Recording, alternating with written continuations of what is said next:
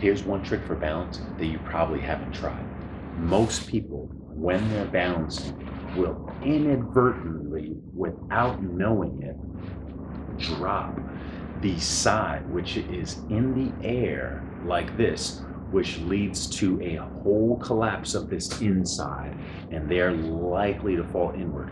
Or if they go to the outside, the reason why is because they know they're going to fall inward. So they'll compensate by basically putting all the pressure on that outside while this hip is still dropped too low. See, some people go to the outside because they're compensating too much. So much of the source. So a lot of people will look at the foot, the knee, even the same side hip. Let's say I'm trying to balance on my left side, and look at that same side hip as the source of us losing our balance.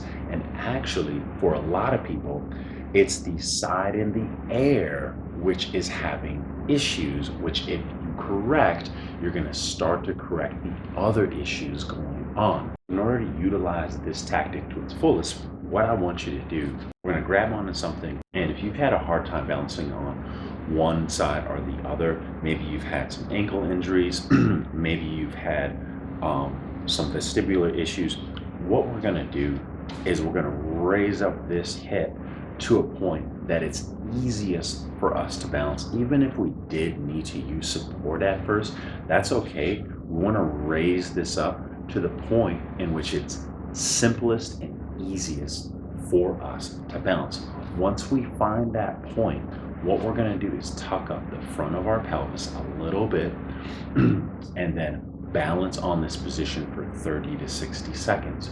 Once you can do that, we can progress into gradually raising up and down from that point that you found. Some people's starting point is going to be higher. Some people's starting point is going to be a little lower.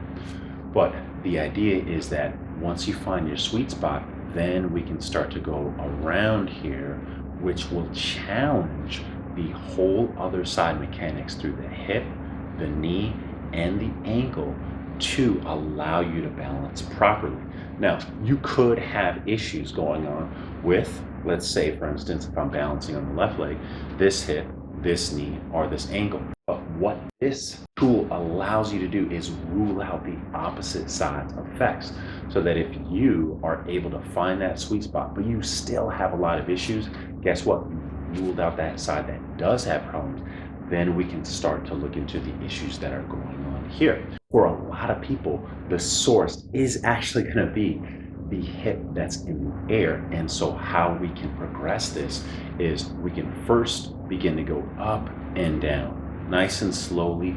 And we're going to do that for 30 to 60 seconds. I want you to at least get in a full week of working through this. Then we can start to go side to side. We can start to go up and down a little bit with that. And then we can start to go with figure eights going both directions. Okay, so right now I'm going the direction you saw me going in. Hard to quantify this using clockwise and counterclockwise, since there's actually two figures going on that could qualify in going clockwise or counterclockwise. But you get the idea. I'm going one direction, I'm going the other direction for 30 to 60 seconds.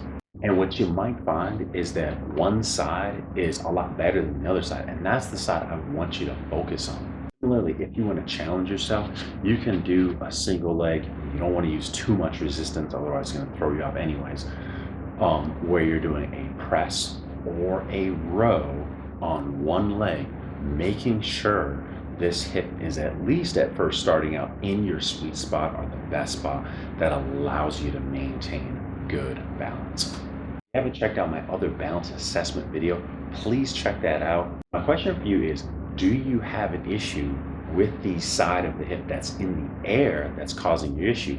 And if so, where's your sweet spot and how's it going?